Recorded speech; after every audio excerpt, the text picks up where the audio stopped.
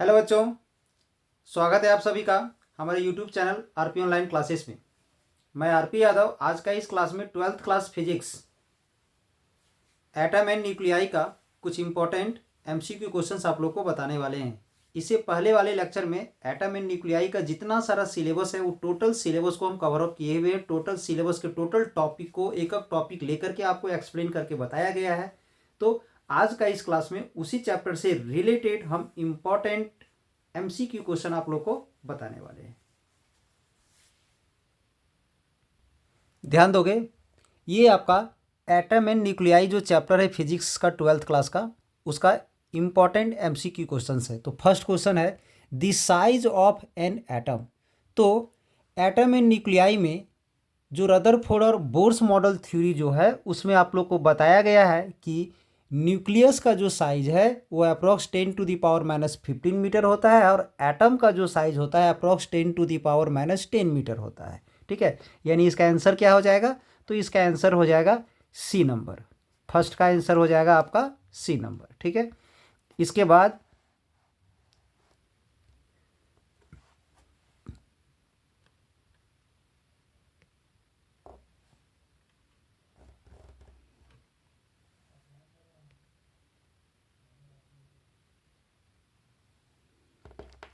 Second number में ध्यान दोगे,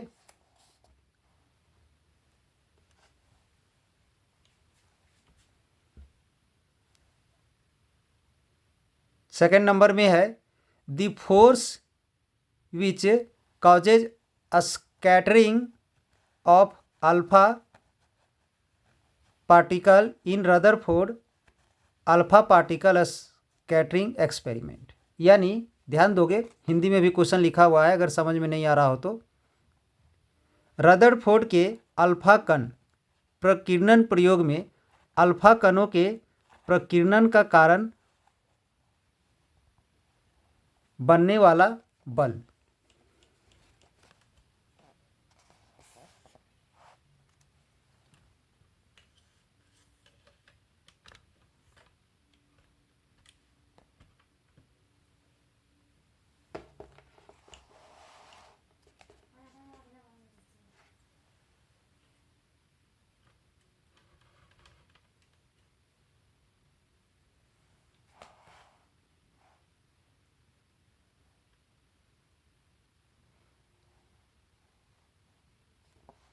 तो ध्यान दोगे, इसका आंसर हो जाएगा बी नंबर, कूलाम्स फोर्स। इसके बाद 3 में है डायमेंशनल फॉर्मूला ऑफ रीडबर्ग कांस्टेंट। तो रीडबर्ग कांस्टेंट अगर आप लोग पढ़े हो तो इसका जो वैल्यू जो बताया गया था उसमें यूनिट जो था वो पर मीटर था। पर मीटर मतलब 1/डिस्टेंस हो जाएगा। पर मीटर मतलब 1/डिस्टेंस हो जाएगा। तो अगर 1/डिस्टेंस का हम लोग यहाँ पर अगर यूज कर दें तो उस हिसाब से इसका यूनिट जो है सो m का पावर 0 होगा, t का पावर 0 होगा और l का पावर -1 होगा, जो कि हमारा आंसर ए में है। ठीक है, कहाँ पर है? ए में, यानी 3 का ए हो जाएगा। m0, l का पावर -1, t का पावर 0। ठीक है, 4 में X-rays are made of. X-rays किस चीज़ का बना हुआ रहता है? पॉजिटिवली चार्ज पार्टिकल का या नेगेटिवली या न्यूट्रॉन या फ्रॉम इलेक्ट्रोमैग्नेटिक वेव्स। तो अगर इलेक्ट्रोमैग्नेटिक वेव्स आप लोग पढ़े हो तो इलेक्ट्रोमैग्नेटिक वेव्स का ही बना होता है एक्सरेज, यानी इसका आंसर हो जाएगा डी नंबर। 4 का क्या होगा? तो डी नंबर हो जाएगा। 5 में क्या है? ध्यान दोगे, which of the following series in hydrogen spectrum lies in ultraviolet range. यानी अल्ट्रावायलेट रेंज में कौन लाइज करता है? तो वो लाइमन सीरीज होता है, यानी ए नंबर। ठीक है, इसके बाद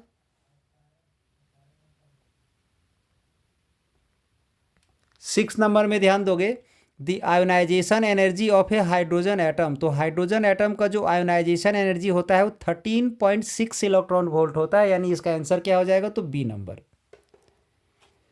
इसके बाद 7 में क्या है? ध्यान दोगे, इलेक्ट्रॉन वोल्ट मेजर्स, तो इलेक्ट्रॉन वोल्ट किसे मापता है, चार्ज को या पोटेंशियल एनर्जी को या करंट को या एनर्जी को, तो सभी प्रकार के एनर्जी को मापता है, यानी डी नंबर हो जाएगा इसका आंसर एनर्जी को।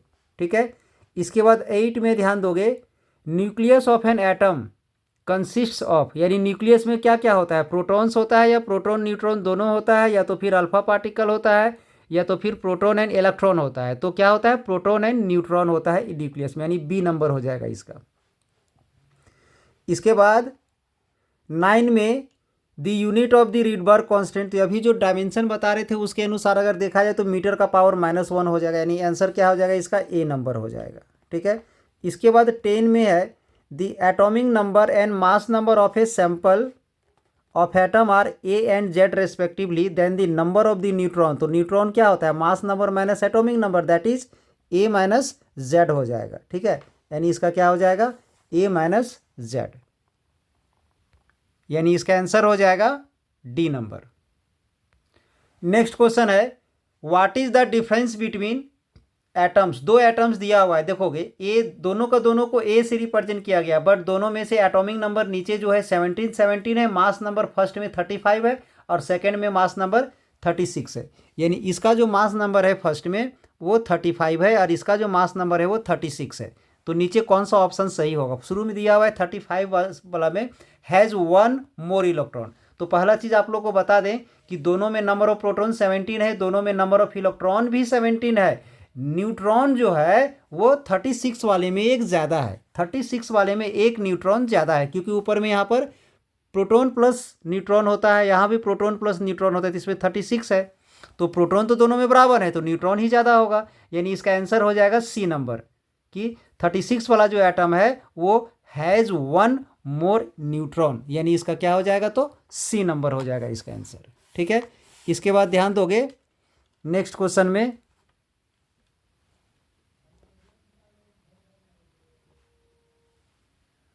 Which of the following is not present in hydrogen atom, तो हाइड्रोजन एटम में कौन प्रेजेंट नहीं होता है, इलेक्ट्रॉन, प्रोटॉन, न्यूट्रॉन या न्यूक्लियस, तो न्यूट्रॉन प्रेजेंट नहीं होता है हाइड्रोजन में। ठीक है, हाइड्रोजन में जो है सो न्यूट्रॉन प्रेजेंट नहीं होता है, यानी इसका आंसर क्या हो जाएगा, तो सी नंबर हो जाएगा। अब इसके बाद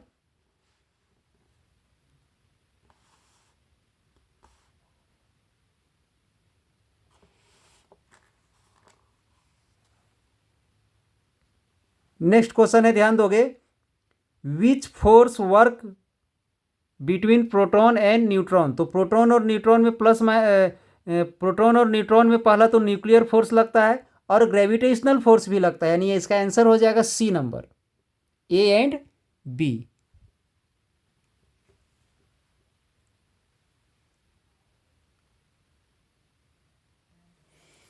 तो ये था हमारा आज का क्लास में फिजिक्स 12th क्लास का जो चैप्टर है एटम एंड न्यूक्लियाई, उस एटम एंड न्यूक्लियाई का कुछ इंपॉर्टेंट एमसीक्यू क्वेश्चंस। तो इसी तरह का और लेटेस्ट वीडियो का आप अगर लाभ उठाना चाहते हैं तो इस चैनल को अगर अभी तक सब्सक्राइब नहीं किए तो सब्सक्राइब कर दें, ताकि हर एक लेटेस्ट वीडियो आपको समय पर प्राप्त होते रहे और समय पर उसका लाभ उठा सके।